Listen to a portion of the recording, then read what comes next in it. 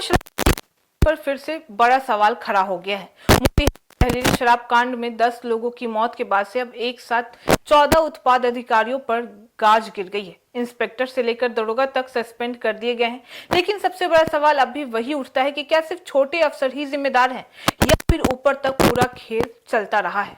नमस्कार, मैं फरीदा गजल और आप जुड़े हुए हैं एक न्यूज 24 के साथ।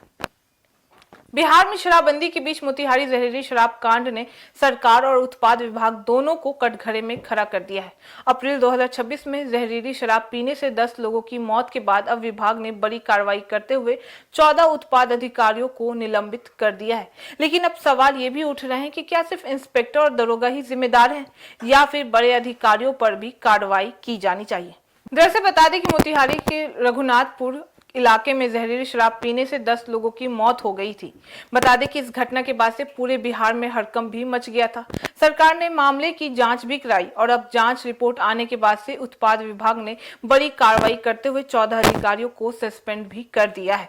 इनमें से 3 इंस्पेक्टर, 4 दरोगा और 7 सहायक अवर निरीक्षक शामिल हैं। निलंबित अधिकारियों में मोतिहारी सदर के उत्पाद निरीक्षक मनीष सराफ है। में से 3 इंस्पेक्टर, 4 दरोगा और 7 सहायक अवर निरीक्षक शामिल भी हैं।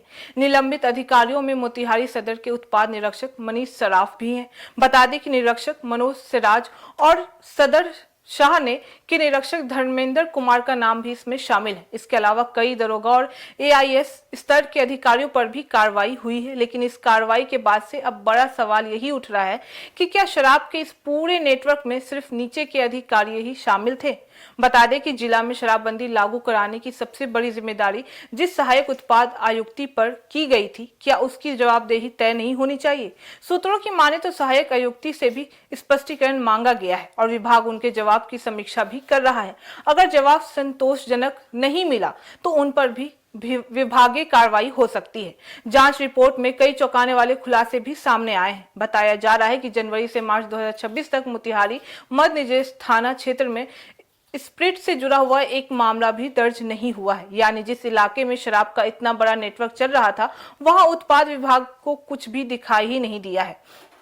रिपोर्ट में भी साफ कहा गया है कि अवैध शराब कारोबार के खिलाफ ना तो सही तरीके से निगरानी हुई है और ना ही प्रभावी कार्रवाई भी की गई है।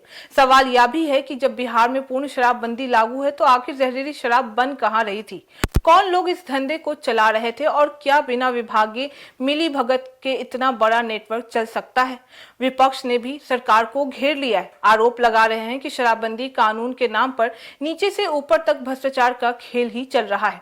यानी एक तरफ सरकार शराबबंदी का दावा करती है तो वहीं दूसरी तरफ जहरीली शराब से लोगों की जान भी जा रही है और अधिकारी मालामाल भी हो रहा है।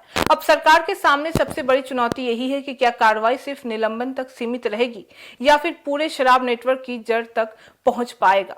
फिलहाल मोतिहारी जहरीली शराबबंदी कांड को लेकर 14 अधिकारियों के निलंबन से साफ संदेश दे दिया गया है कि सरकार दबाव में है। लेकिन जनता अब सिर्फ सस्पेंशन नहीं, जवाब भी चाहती है, क्योंकि सवाल सिर्फ 14 अफसरों का नहीं है, सवाल उस सिस्टम का है जहां शराबबंदी के बावजूद शराब का कारोबार खुलेआम चलता आ रहा है और 10 लोगों की जान भी चली गई है।